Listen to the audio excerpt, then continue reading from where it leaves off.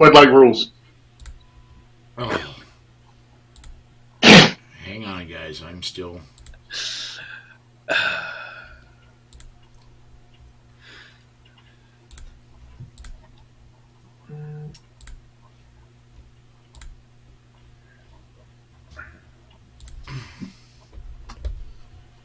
Hey everyone, welcome to the weekend edition for The Bullet for May the 6th, 2023. If you are Mexican or yesterday you pretended like you were one, today is Hangover Day.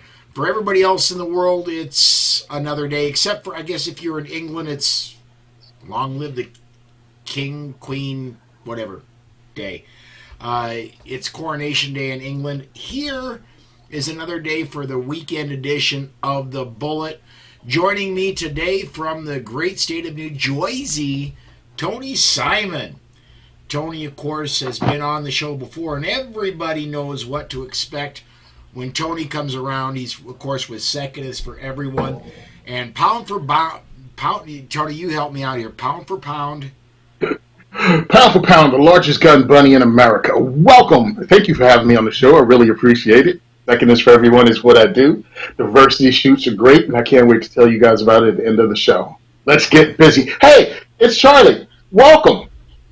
From Utah. Dude, Charlie from a little tiny itty bitty bit freer state of Massachusetts.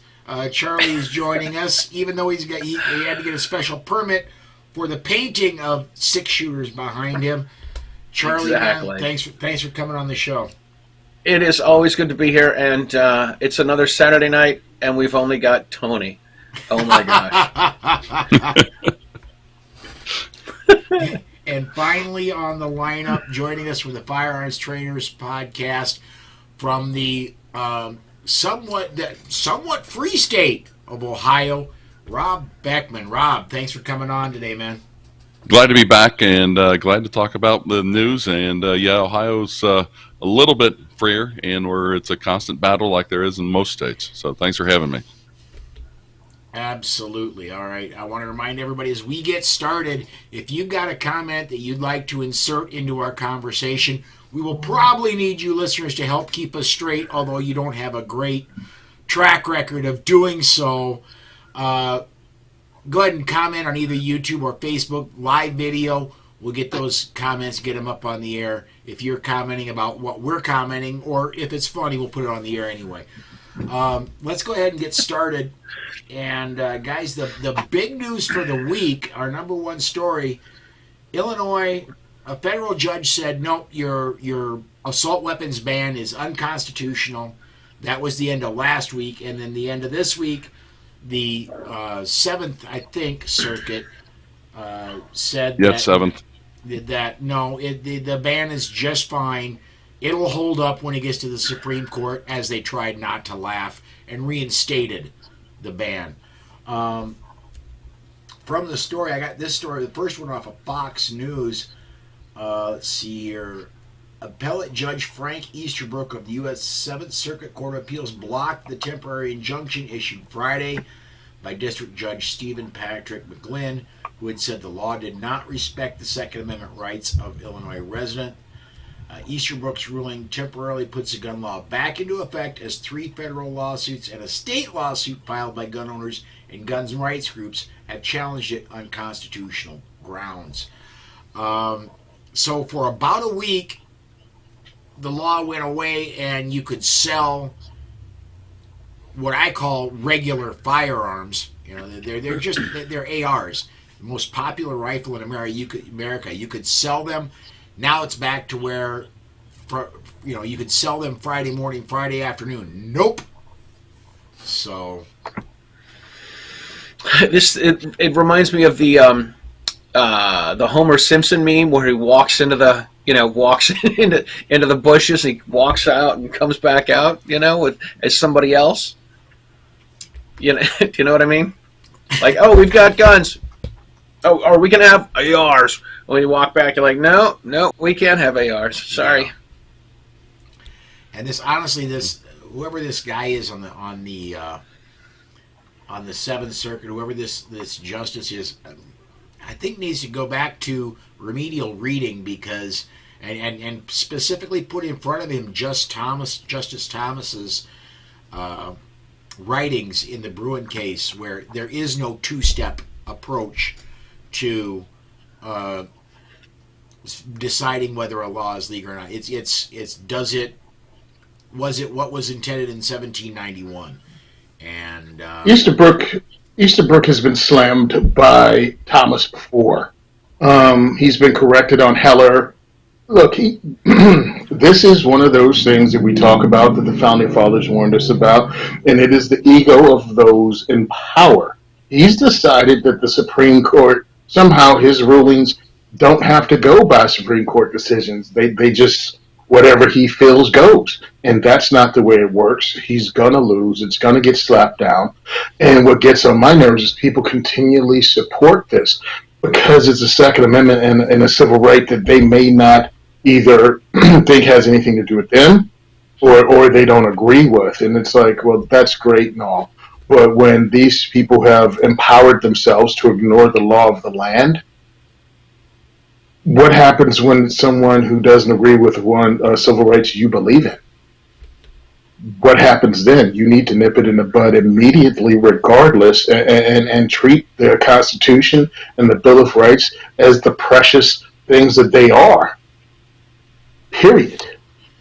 The thing that I don't understand about his ruling, and I've tried to look at in a couple different places, was he says, that it'll stand up to scrutiny, but he doesn't offer any additional information about why he thinks it'll stand up to scrutiny. Bruin was pretty clear. If it was allowed back in 1791, it should be allowed now. And that's the basis of Thomas's ruling, guidance and such. And to see a federal judge go along flaunt this is very concerning, to say the least. Yeah, absolutely. Let me get a comment in here. This one from 500 Magnum off the YouTube side. He says, our friends in Illinois are getting hit hard again. I'm worried they're going to get whiplash, guys, because we're going from freedom to not free, from not free to freedom to not free, bing, bing, bing, bing. As someone that lives in that ping pong ball game, get used to it. You know every win is going to come with a setback. You just know what's coming. If you're already in this, if you have paid attention, you know you're not going to get a layup in this. Now, if you're somebody that just joined after Bruin and was like, dude, we're going to be able to do anything we want, and this is your first rodeo, oh yeah, you're going out. You're going out on the stretcher, son. You ain't built for this. You ain't built for this. Right. It's your first time here. And to Tony's point, when you go along and think about it, Illinois is sitting there debating whether or not AR should be legal for law-abiding citizens. But look at the crime that they have around Chicago and places like that. Are they going along putting the same emphasis on going along and addressing crime there and giving the honest citizens that are around there their rights to not have to worry about walking at night and being mugged because they didn't bother to go along and enforce the laws properly? That's a big question every time I hear them coming out and want to attack gun owners. Is okay. What about the criminals? Are you doing anything for them? They never take responsibility for their failed policies that lead to higher crime and violent crime. Understand at this point, when you have teenagers that have been so emboldened that they pretty much do mob, what do you call it, flash mobs, and just go and destroy stores. Listen, your AR-15 is your friend at that point with regular capacity magazines because children have no empathy. All right, so it will take one, and then the next thing you know, you have people stomping you to death, and they will never be held responsible. It's just that simple. It's horrible. What people don't understand is when you allow this to happen, and again, this is coming from someone in New Jersey who had the Newark riots, the Plainfield riots. They destroyed these towns, and 50 years later, Plainfield and Newark are not where they were in 1965. They don't have the business, the residents, the tax base that they had over almost 60 years ago. They still have not recovered from those riots. So when you allow businesses, manufacturers, and employers to leave, then the homeowners leave, then everyone leaves. And it turns the place into a crap hole, not just the bad areas, but the entire place. Yeah. In 2020, I came up with a new abbreviation for AR, and what I use in class is I ask people: does it stand for assault rifle? Does it stand for automatic rifle? Does it stand for American rifle? Does it stand for anxiety reducer? Does it stand for American rifle? And I told them that after 2020 in the McCloskeys in St. Louis, I said AR stands for anti-riot. Because when there's a riot outside and you pull out an AR, the riot seems to go away. Mm-hmm. It does. Yeah, it becomes the Texas Ranger of tools. One Ranger, one riot. Yeah, it's like one AR. Listen, we have something else to do. We think we're going to go sell cookies now. Well, get off your lawn.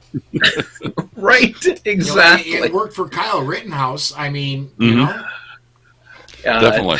It is true. It is true. It is true. With the crime rate in Chicago, I mean, you guys saw that Lightfoot wrote a letter to Texas Governor Abbott, and she said, listen, stop sending your, she didn't say illegal aliens, but stop sending people up here. We can't handle this. No kidding. That's the point. The point is that you can't handle them. And you call yourself a sanctuary city. You say that you're here to help people, but you can't help everyone because you're not doing anything to protect law-abiding citizens. You're not doing anything to stop criminals, and the criminals know this, and they just keep going. They keep pushing and pushing and pushing. And then what does the state do? The state turns around and says, "Oh my gosh, the crime's out of control. We're going to come after lawful gun owners, with people that go through licensing and people that take 16 hours of class time and spend hundreds of dollars in order to obtain a license and pass a background check." We're going after those people. And the people who just want to go along and live a normal life. Understand, that was the goal in the first place. The goal of, and it's not left or right, is goal of the people that want control, who want to take your rights away. They need to have crime rates go through the roof, and they need their solution to be more control. If you want this to stop, you have to give us more control. So I understand the gotcha feeling that people have that, we sent, people we sent illegal immigrants who crossed over the border in Texas. We've sent them to the blue states. We got you. No, it increases the crime rate there, and they use that, the people in the blue states, the politicians, to take away the rights of the people that live in the blue state. Look at the crime. If we had better gun laws, this wouldn't happen. No, if you had better other policies, this wouldn't happen. Carrie Ann is tuning in, and on the YouTube side, she says, the bottom line, it is our civil rights. Leave us alone. I feel like there should be more in there. It should be more like, leave us the hell alone. We law-abiding citizens are not the bad guys. I'm done with law-abiding citizen, by the way. I'm a responsible gun owner. They've taught us in New Jersey that you can go from being a law-abiding citizen to a felon with one vote. With one vote, and they implement these things almost immediately, giving you no chance. What does Evan Knappen call them? Law-abiding criminals? Yeah. So no, I'm a responsible gun owner. I want to go back. He calls the. Go, Charlie. Go ahead. I was just going to say, Evan I think that's what he calls the law-abiding citizens, is the law-abiding criminals, because they're trying to make us into criminals. Charlie, I want to go back to what you were saying a little bit ago about the busing of the undocumented immigrant, the illegal aliens, to other jurisdictions, and Carrie Lightfoot's letter. The reason why I smiled at that was simply because if she thinks he's sending all the people coming over the border to her, she needs to do a little bit of math. There aren't enough buses in the United States to send out everybody that's coming across that border in Texas, let alone Arizona, let alone, She's just getting a sample. Do you remember Bruce Almighty with Jim Carrey? Wow, Jim Carrey and who played Freeman. God? Morgan Freeman. And Jim Carrey was like, I can't answer the prayers of everybody in the whole world. And he goes, everybody in the whole world. I gave you a couple of blocks. That's what Lori Lightfoot is acting like. We can't take everyone that crosses the border. And he's like, we took everybody that crossed the border between 8 a.m. and 8:30 a.m. on Wednesday. It's like, that's all you got. Next story we got up is, and this is unfortunate. North Carolina was making great progress. They got rid of their Jim Crow law of the pistol purchase permit. They overrode the governor's veto. That is now gone in North Carolina. They were making great headroads in getting rid of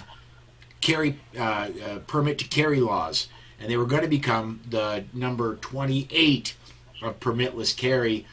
And there's two sources for this. The one I'm going to read off of is WUNC.org. Legislative leaders say they won't take action to repeal North Carolina's concealed carry permit requirements.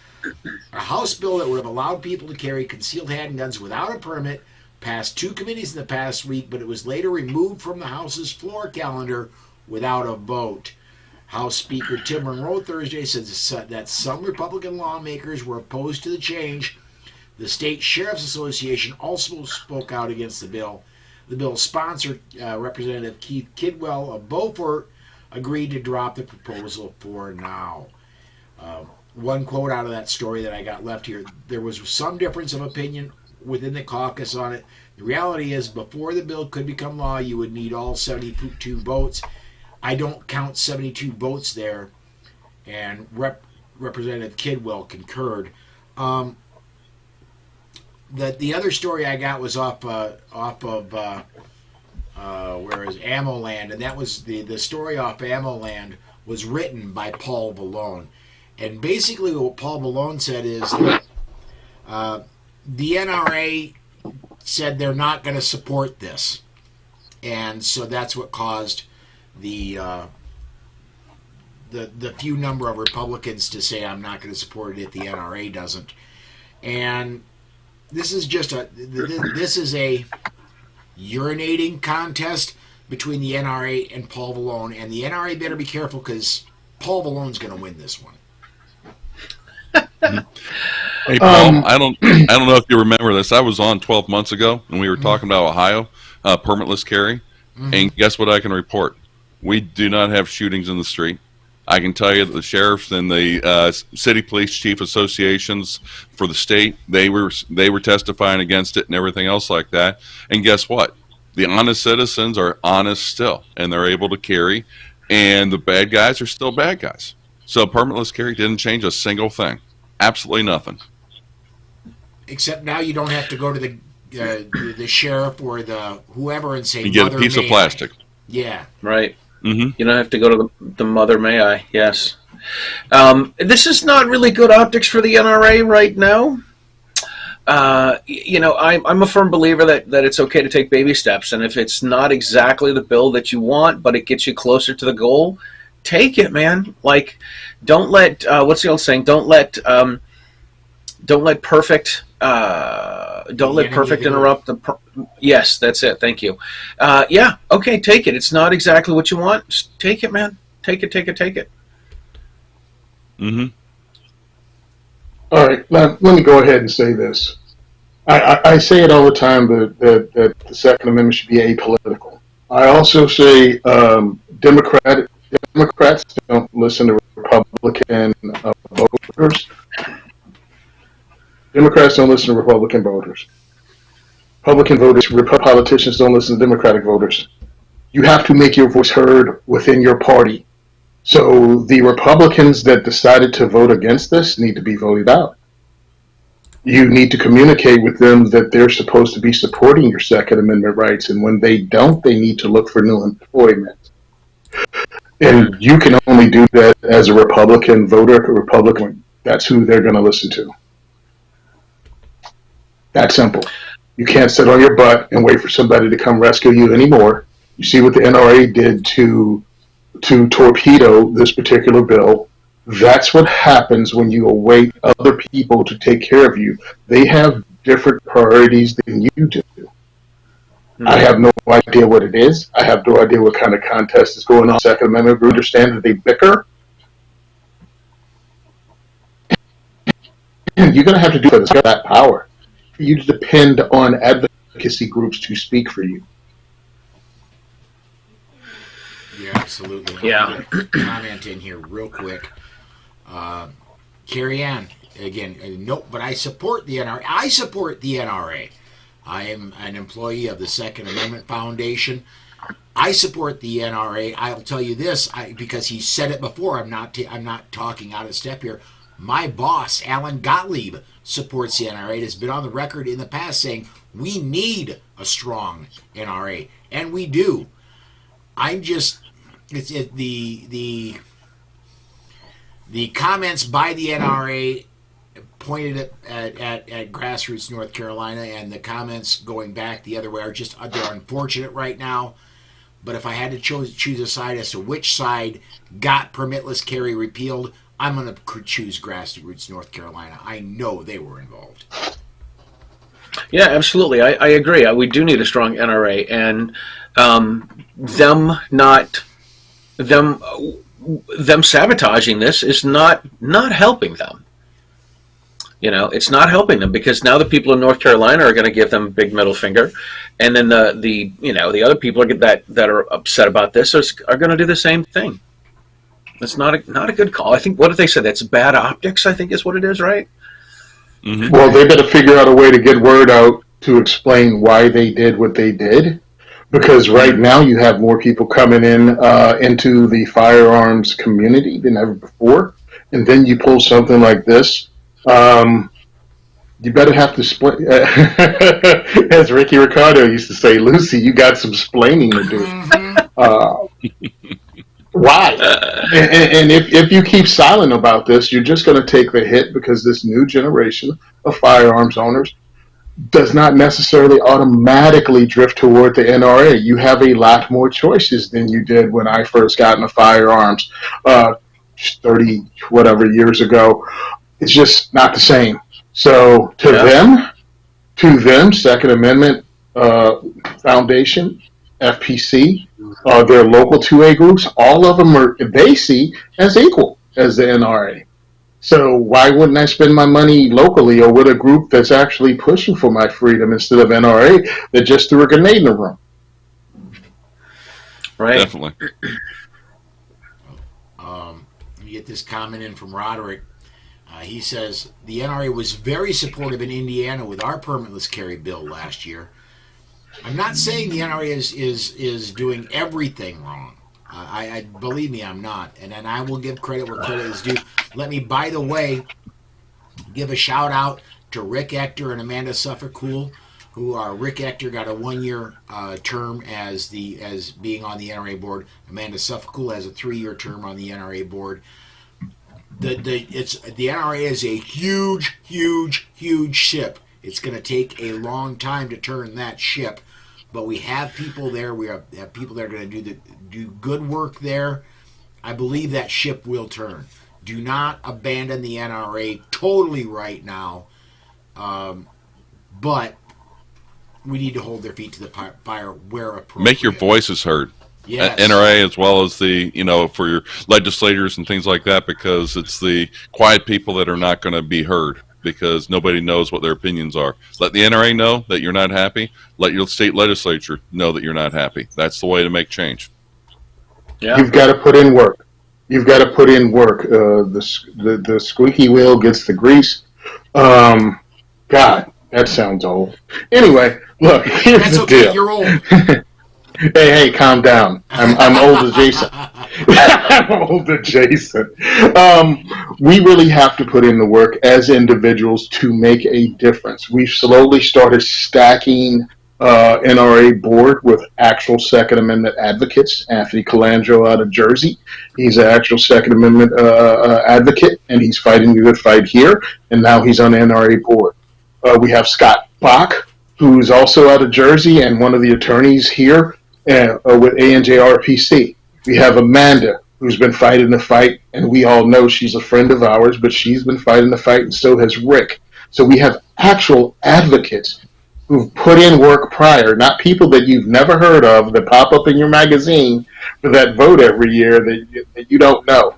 No, no, these are people that have already been in the fight, and that's what we keep having. We're going to have to keep doing that. We're going to have to do that with NRA, and we're going to have to do that with local elections. Hello, Rebecca Schmoy. It's just going to have to be people like her that run on the local level. If you don't know who Rebecca is, that's 1 Million Moms Against Gun Control, and also she's with the DC Project. And She ran for. and if you tune in next week at this time, you'll see her smiling face where Tony is. Nice. Wait a minute. Good. I got to clean up if she's going to be here. You got to clean the bathroom, Tony.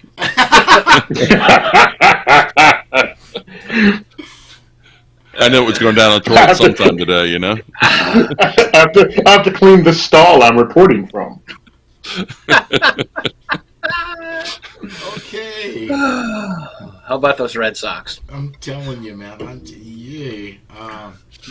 Let me get a couple of comments in here. Brooke is checking in.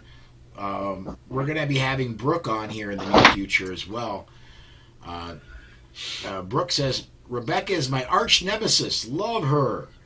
And let's see here. Carrie Ann's commenting, go Amanda, my sister. Let's see. We're pretty much on time here. I want to go ahead and skip down to our next story. This one, New Hampshire is a fairly free state. I mean, it's New England. How free can you get in New England? But this one caught my eye. This is off the New Hampshire Bulletin.com. Get caught in New Hampshire with brass knuckles, a blackjack club, or a slung shot, and you could face misdemeanor charges. The police can also take them. Despite efforts of largely House Republicans, that looks unlikely to change. In a 4-1 vote, the Senate Judiciary Committee is recommending the full Senate kill House Bill 31, which would lift the prohibition in selling and possessing these items, often referred to as street fighting weapons. Another case of these things are just tools. It's all in how they're used. I've never owned a pair of brass knuckles simply because they're more expensive than a roll of quarters. I've never had a blackjack simply because I'm usually got things around me that are more effective than that. A slung shot, boy, that's a very difficult weapon to master, and if you're going to be doing things at a distance anyway, I've got a seed dispenser that's strapped even at this moment on my right hip that does it better. So, a slung shot is not a slingshot. No, I understand. A slung. Okay. Regardless, it's meant to be. It's not meant to be a knot right where. I mean, it's meant to be a distance weapon. It's designed for about 6 feet away. This is hilarious because it's like they. I don't know whether the Jets and the Sharks were really a big problem up in New Hampshire fighting, because that's what it sounds like. All of a sudden, I want to start. Crazy boy, crazy boy. Yes, Officer. I'm like, what is this legislation you people are talking about? Yeah, I didn't. When I first. Go ahead. It's a way for them to keep the Puerto Ricans out of New Hampshire, right? Oh my God. Anyway, so I'm going with this Jets and the Sharks thing there. That's all. Oh heck yeah, dude! It's hilarious. My issue is this: I didn't use any of these things when I first came to New Jersey and was working still as a locksmith. That's what I do. But when you get called out in the middle of the night, some stuff is questionable. And I wanted a tool that was non-lethal, but something that I could defend myself with if it went sideways fast. So back in the day, it was just a mag light that held like 6D batteries. And I didn't need your freaking brass knuckles or slung shot or anything else. I had this aluminum tube that was about, 12, 16 inches long, and you were going to get brained with this thing. So, I mean, there are always other impact weapons or tools I can use that look really, really innocent until I'm using them as an impact weapon or as an environmental weapon. So great, you took purpose-built things away, and now I'm more dangerous because you don't know what I'm going to use or what I create. Dumb move. Mhm. Well, the one thing to point out, New Hampshire is not the worst New England state when it comes to firearm laws, but at the same time, they do have states. Yeah, you're bad, Charlie. But you go along, and when you've got those locations where you can't carry a firearm legally, though, having a brass knuckle, having different other non-lethal type of tools to be able to use, that's an option for that parent, for that single mother, the grandparent, different things along those lines, because it's just a tool. It's how you use it that really matters. If you get caught, you're a criminal with those. That's the tool that you used at that time, just as if you use a screwdriver to jimmy a door lock, right? Yeah. I think the hard thing I have about this is the state motto in New Hampshire is "Live free or die," and here they're going to say, "Oh, you can't have brass knuckles, blackjacks, or slungshots." Hello, live free or die? Are you missing the live free part? Definitely. Charlie, they just want you to die. That's the whole thing. I know, right? If you're coming from Massachusetts to New Hampshire, they do want you to die. Nice. But however, are they going to Shanghai sailors at the bars if you don't have blackjacks? What is this? What year? What tally ho? Rapscallion? Oh my God, this is silly. Tony's still caught up in the watching the coronation today. He's gone old England on us. All right. Oh, really? Oh, it was today? I have no clue. I have no clue. Right, 76-year-old guy finally gets a job and moves out with his mom. All right, first job he's ever had. Mm-hmm. Well, sooner or later they had to cut him free and had to fly on his own. Thank goodness. I hope he makes it. I hope, right? I think he's going to land on his feet. Something tells me he's gonna be all right one way or another. The ultimate failure to launch. As opposed to failure to lunch. Mm-hmm.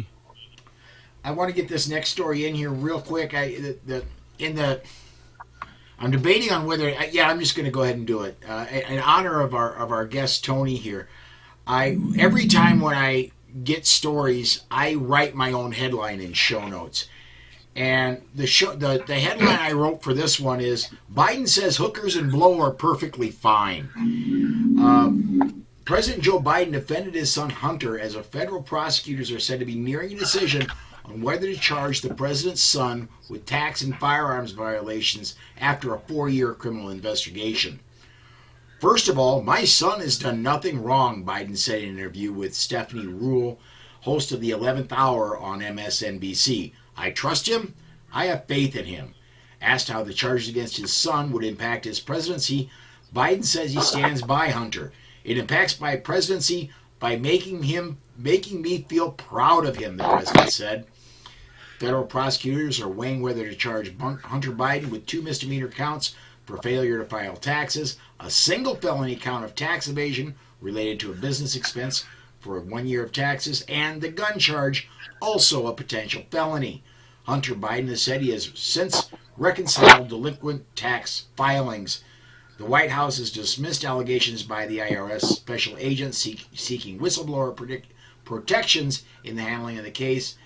Aides say that insist that Biden has not been involved. Baloney. Sorry, was that external? And the president stands by his promise not to politicize the Justice Department. There was a lady we covered this week in Iowa that was charged with exactly the same things Hunter Biden has done, and she was sentenced this week to 1 year and 1 day in federal prison. And for those of you who aren't familiar, that means she A, loses her Second Amendment rights for life, and B, she actually does serve 1 year and 1 day in federal prison. Um, I'm not expecting, but I'm hoping the same goes for Biden's son in the very near future. Yeah, the chances of him going to jail for that is the same as Alec Baldwin's going to be a selling. So Yeah. Or I'm not Hillary's in really the email holding my breath. server. Listen, I don't want Hillary anywhere near a jail cell. People die. I'm just letting you know. Paul's trying to drink there. You should know better when me, Charlie, on. Don't try to drink liquids. It's not going to turn out well. Yeah, there's no chance. Yeah, I love this. Let's see, two misdemeanor counts for failure to file taxes, one felony count for tax evasion, and the gun charge. And he's like, "Oh, they took care of the taxes." Okay, what about the gun charges, Joe? What about everything? Like, he didn't take care of everything when you took care of a couple things, and the gun charge is kind of a big one, particularly since you are anti-gun. You're rabidly anti-gun, and your son breaks the gun laws, and there's no consequences for him to pay. Yeah. 10% for the big guy. Yeah. Well, what gets me is they threw the gun in the trash can behind the store, and then it was gone when they came back to look for it. And then they got the Secret Service involved trying to cover up the whole thing as if it didn't happen. It's not about the crime that was initially committed. It's about the cover-up for me. The Secret Service is running around covering up felonies for the president's family. Let's go back 40 years to the Nixon administration and the Watergate scandal. It's not about the crime. It's about the cover-up. Yep. One president down. And that's my issue with it. What other crimes are they covering for this guy? Because we've all seen the pictures. Indeed. I wish I hadn't, but yes. Yeah, the pictures with Hunter Biden's accused of doing things like that. I mean, it's very serious, especially with the platform that the president has.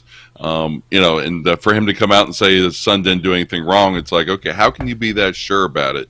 Unless, of course, the fix is in.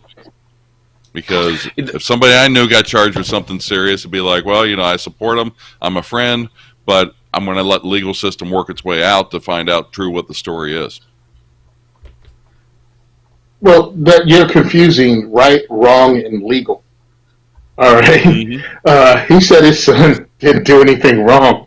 Maybe he agrees with the hooker and blow policy. You said wrong. You didn't say illegal.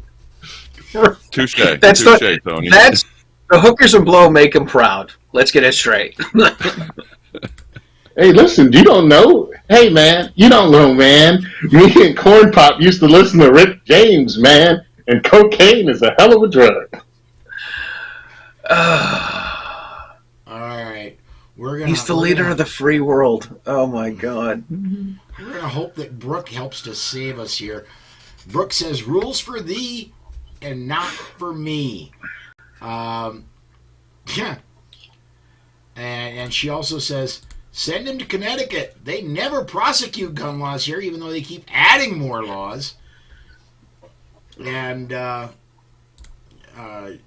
Jesus Force / Berta Michigan says, depends on what you mean by law. Is that kind of like that depends on what the version of is? That's right. Where's my cigars? You don't want to know. They're in the other stall, Tony. Oh, flavored cigars are the best cigars. Oklahoma says we really meant it. Recently, Governor Kevin Stitt signed 2 important pieces of legislation that uphold our Second Amendment rights. Firstly, Senate Bill 978, also known as the Boat Carry Bill, has been signed into law. This bill recognizes individuals' right to carry a firearm on a boat as long as they are legally allowed to possess a firearm. This is a significant victory for those who enjoy recreational boating and want to exercise their right to self-defense. Secondly, House Bill 1789, also known as the Constitutional Carry Cleanup Bill, has been signed into law. This bill clarifies in the existing constitutional carry law and ensures that law-abiding citizens can carry a firearm without unnecessary government permission slips. I got that off of nraila.org.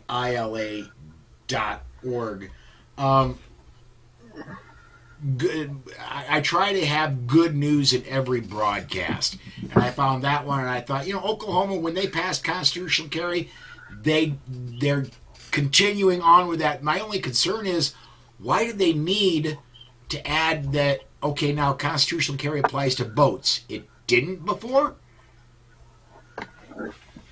It seems ridiculous.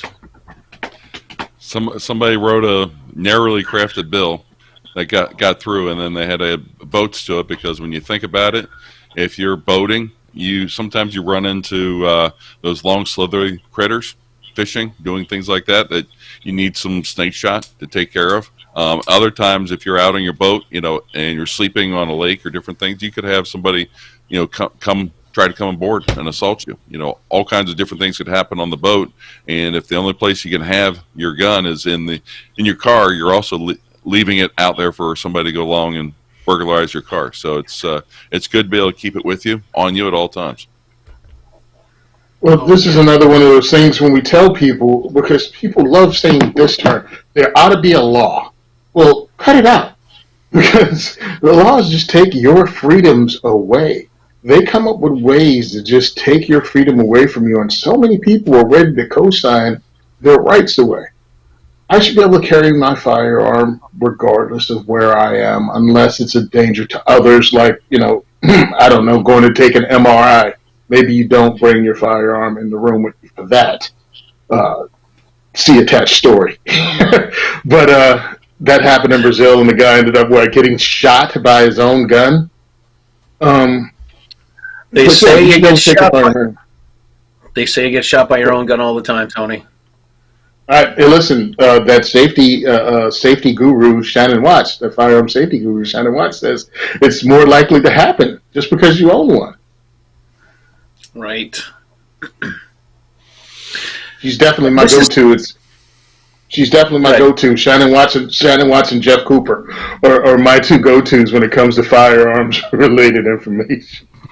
Well, you're going to lose one of them at the end of the year. Shannon Watts still says she's retiring.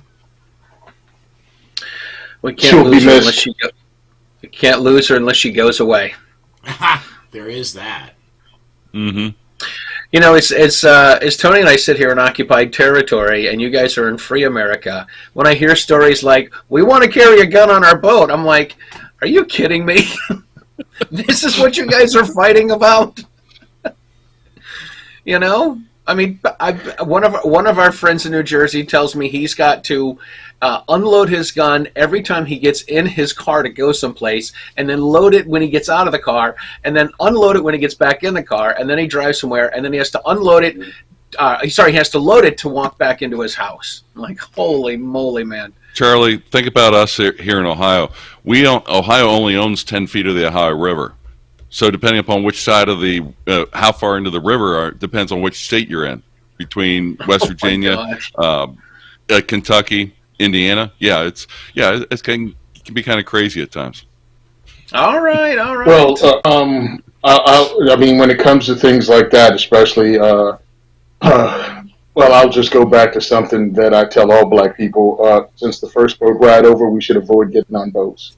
It just didn't work out for us that well. And just Oof. This is why I drink my water when Paul's talking.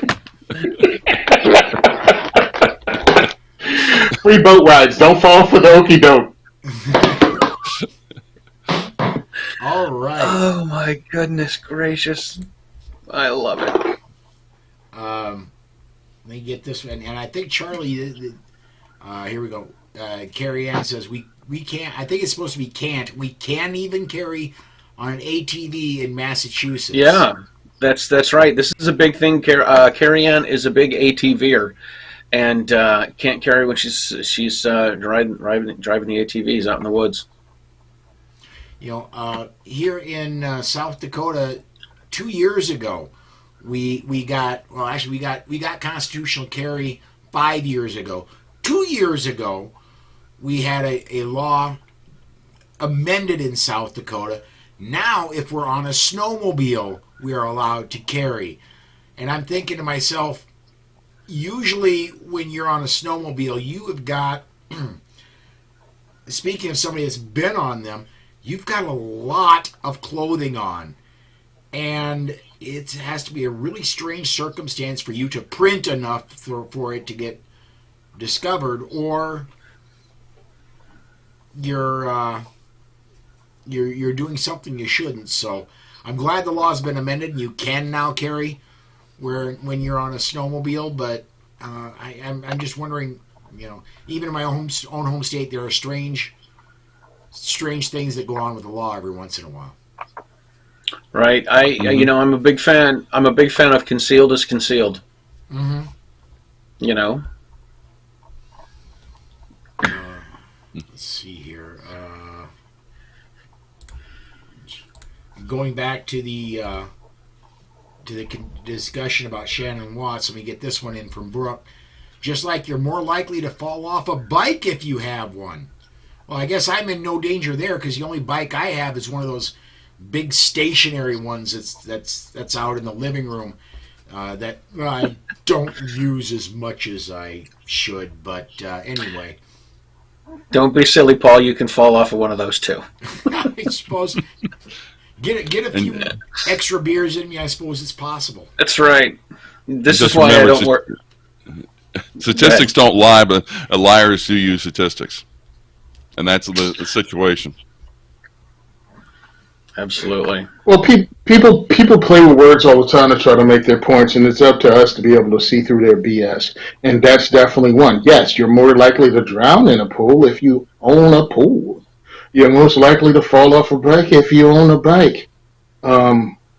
It's like it's not some indictment of owning firearms. It's just ridiculous. Shannon Watts and her entire crew depend on the ignorance of others to push their agenda. They really do. And that's why we all do what we do to actually educate and enlighten people. And it's working now, and it's scaring the crap out of them because it's all coming together for us, and we just have to double down and keep doing the work. We're winning. We're winning on a federal level again, and we have to make sure we start winning on a state and local level. We have to continue the fight. We have to keep doing what we're doing as grassroots. We have to keep doing what we're doing as just responsible firearms owners and being that example that you want to set for everybody and let people know they're welcome. And this is, how we do things. And this is what a semi-automatic rifle is. And this is what this is. And just explain it to people if you can. And if you can't, refer them to people that can. Everybody ain't built to be an ambassador. Understand what your limitations are and then refer people to people that are. Yeah, absolutely. And we are, and I want to go off on that, Tony, a little bit. We are winning. I took this job in October of 2020. Actually started officially November 1st of 2020. And even since then, we're making tremendous headway. We're going to continue winning. And I expect that the pace of winning is going to pick up as we go further on. Is it going to be that we're totally free of all gun regulations in my lifetime? Yeah, probably not. But we're going to get closer and closer and closer as long as people keep doing things like supporting Second Amendment Foundation, supporting Firearms Policy Coalition, the NRA, GOA, and your local gun rights groups. As long as people are willing to lead those groups and get involved, yes, we're going to continue winning. Very much so. We have to get involved. We have to be a part of it. But understand this. We didn't get here with one fell swoop. We got here through incrementalism. We lost our rights one bill at a time. Every time they just came and took a little and a little and a little. And we're getting it back in kind of chunks. We have to keep it up. We have to keep it moving and understand one thing. The fight is generational. Every generation has to fight for their civil rights. Many of us, have sat on our butts and waited for other people to do it. And that's why we got where we are right now, because we pushed the easy button. We were on cruise control. It's over. That time is over. You want to be a hero, you want to consider yourself a patriot, then you need to start doing patriot work. You need to start doing the work that those people did to build the government and build the foundation that we're standing on today. You want to get it back? Do work. Yep. And the point about being an ambassador, Tony, I think the thing that we can all do is we can talk to our families, we can talk to our neighbors. We don't have to be the person on top of on the news every night, because if they go along and see us that we're normal people and that we own guns, they're like, oh, well, I thought everybody was kind of, had crazy hair and wore army pants all the time. They see you. Well, some of us don't have any hair at Paul, but yeah. But you go along and actually normalize it to where it's like, hey, my gun didn't hurt anybody today. I'm a responsible gun owner. That's the people that are going to follow the laws for it. The criminals, they're still committing crime after crime after crime. Look in Chicago, look in New York, look how they get arrested one day and they're back out on the street a couple days later. It's it's those kind of processes to where it's like, what do you think is going to make you more safe?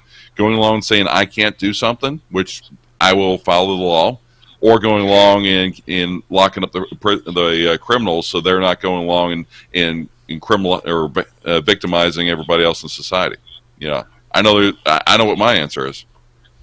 We get this comment in from Carrie Ann. She says, education is the key, not legislation. If only there were a national gun rights group that had education, not legislation, as their tagline. I mean, it would be even better if they were like.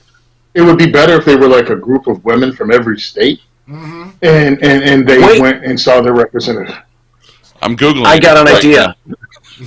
I think they should wear teal to stick out. Yes. I think that's what they should do. I think you're right. I got a friend, Diana. I'm going to call her and see if she'd get behind something like this.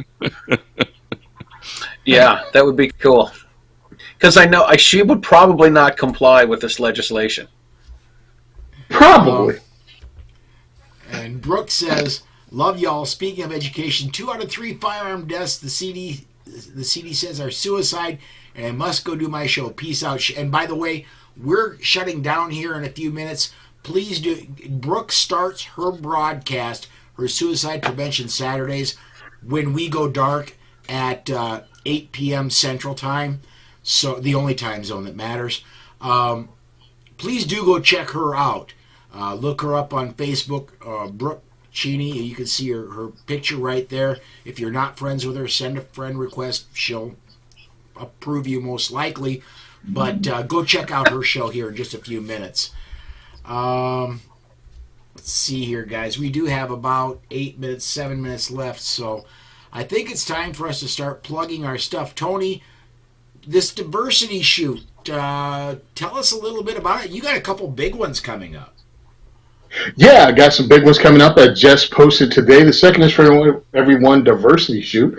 Really is we welcome everybody, regardless of your race, your gender, your sexual orientation, your religion. We don't care. You're a human. Second Amendment is a human right of self-defense, and we want to educate you about it. We've been doing it here in New Jersey and Pennsylvania since 2015, and in May, we're going to be on the 11th at Gun for Hire Range in Woodland Park, on the 18th at Recoil Range in Monroe, New Jersey, and on the 22nd, we're going to be in Wichita, Kansas, and on the 23rd, we're going to be in Lincoln, Nebraska.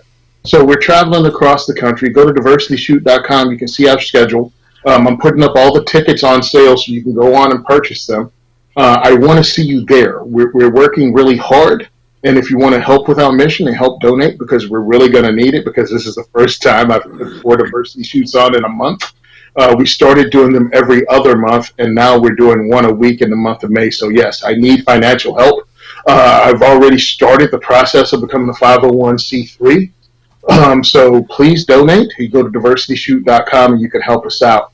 And again, what we're doing is educating people, and we're introducing them to Second Amendment advocacy organizations in their area.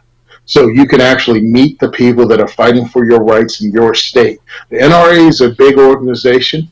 The national organizations are huge, but again, they may have priorities that don't match with yours. That's why it's important to join your state in local organizations so you meet them. And that's what you do at diversity shoots. We introduce you to them. So can't wait to see some of you guys in Kansas. Can't wait to see you in Nebraska. And actually, before the end of the year, I'm working on trying to get out to Colorado too. So yeah, second is for everyone that's traveling across the country. Follow me on diversityshoot.com. Also on Instagram at Simon Says Train. Facebook at the second is for everyone and Simon Says Train. And oh yeah, Twitter. I'm on there at second for everyone. So please help us out. Donate if you can. Spread the word and just share our stuff because the trust me, I've been what's that thing, blacklisted or whatever you call it, black something black. Yeah, they blackened me, and they're making it very difficult for us to spread the word. So you're saying, Tony, that it doesn't matter your skin color, it doesn't matter your political affiliation, a lot of things don't matter. Does it matter if it's an old, bald, white guy? Can they show up? Look forward to bald white guys showing up because they have cool guns too. And that's what we do. It's really great because you just get to shoot different firearms that our guys show up with. All of our guys have years of training others behind them. Most are certified through at least the NRA. And just have a great time. Oh, yeah, and we finally got an ammo sponsor. He said, I'll take care of you, dude. And it was done on a handshake. And I think that's the coolest thing in the world. So please, help us out. Your connection froze up a little bit when you started mentioning your ammo sponsor. And I want to make sure that gets out. Could you mention that ammo sponsor again, please? Ammo Lab as in laboratory. Ammo Lab helped us out, ammolab.com. They were like, we like the work you do. Our friend Charlie was there, and John Petrolino introduced us all. And we had a conversation, and I told them about this. Gave my elevator speech at SHOT Show, and they were like, you don't have to sell us, dude. We just wanted to know what you do and how many rounds you need. So I thought it was awesome. Because my volunteers have been with me since 2015, and they've been paying for ammo out of their pocket. Well, that's cool if you're doing an event once every other month, but we're cracking them out 2 a month since 2022, and now we're going to be doing 1 a week in May, averaging 1 a week in May. So, yeah, it comes down to when you're burning through 200 to 500 rounds of ammo. It helps when somebody's there to help out.